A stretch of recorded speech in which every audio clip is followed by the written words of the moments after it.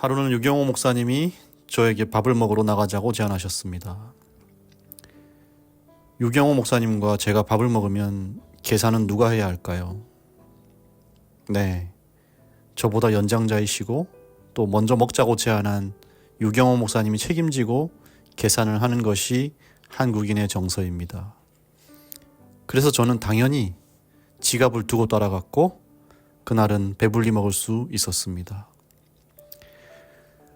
오늘 우리 하나님 아버지께서 우리 가정에 오셔서 함께 영의 양식을 나누자고 청하신다면 책임은 누가 지시는 걸까요?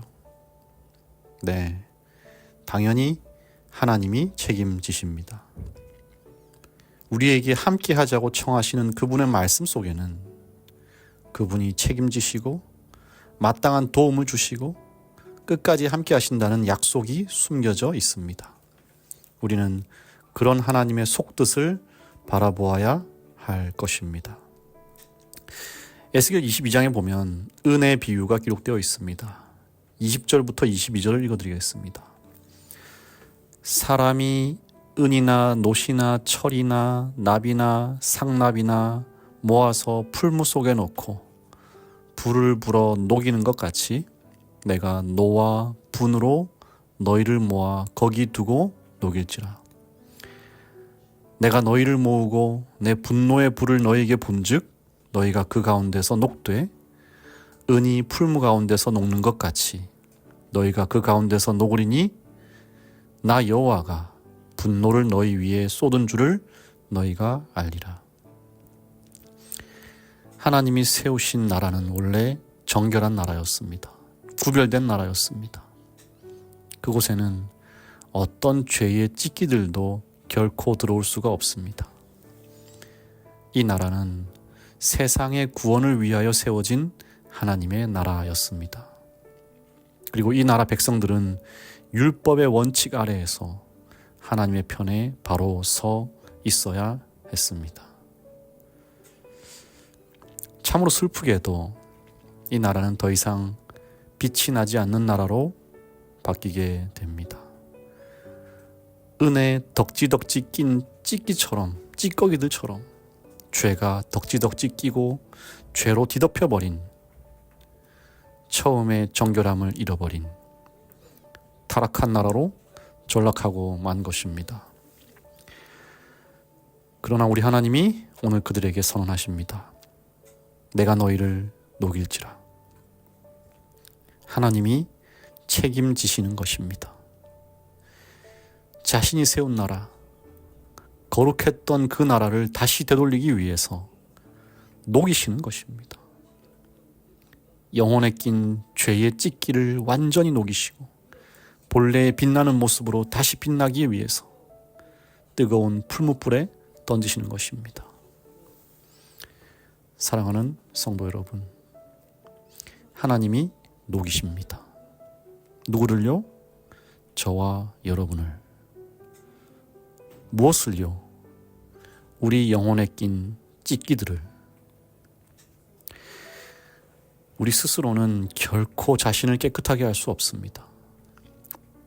오늘 회개하고 잠이 들어도 내일 눈 뜨면 다시 고개를 드는 이 자아를, 매일매일 결심하지만 똑같은 죄를 또 반복하는 이 어리석은 믿음을, 돌처럼 굳어져서 죄를 향하여 이젠 아무런 감각도 없는 내 양심을,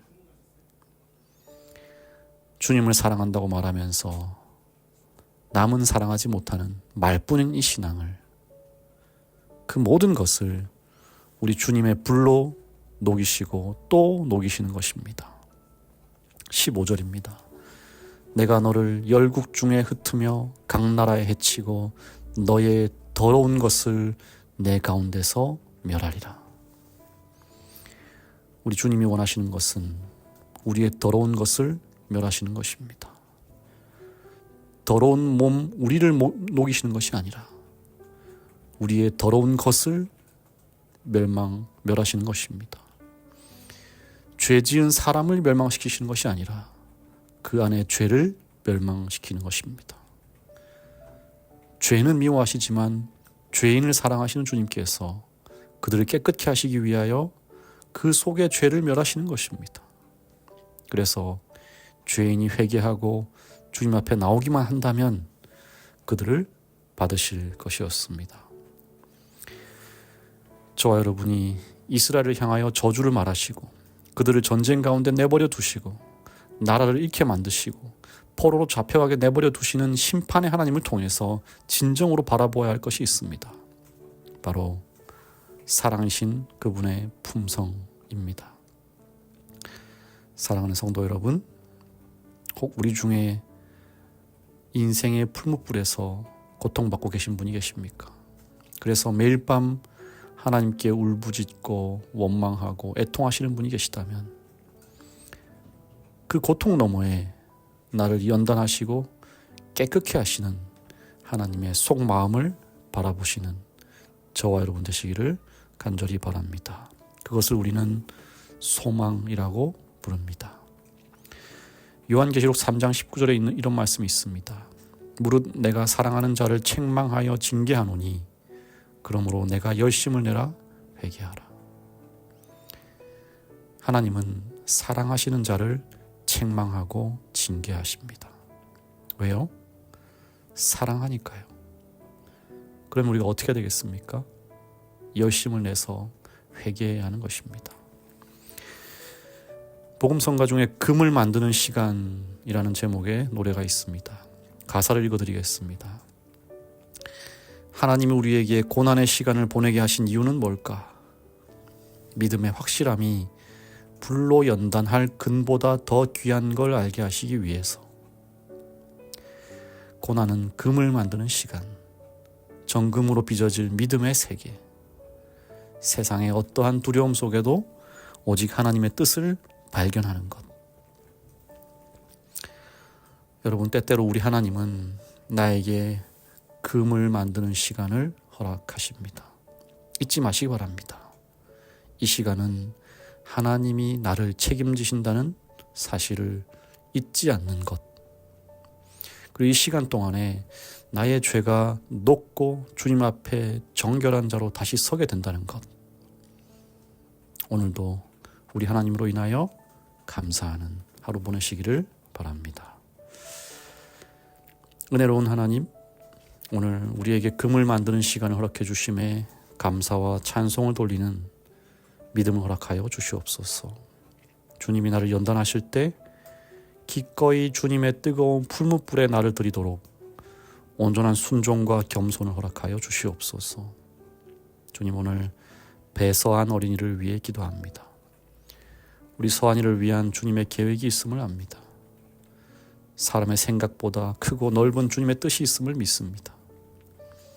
온전히 가장 선한 길로 서한이의 인생을 책임져 주시옵시고 그 부모가 신앙 안에서 아이를 양육할 때에 참으로 하나님께 영광 돌리는 가정, 화목과 화평이 있는 가정 되도록 인도하여 주시옵소서. 예수님의 이름으로 기도합니다. 아멘.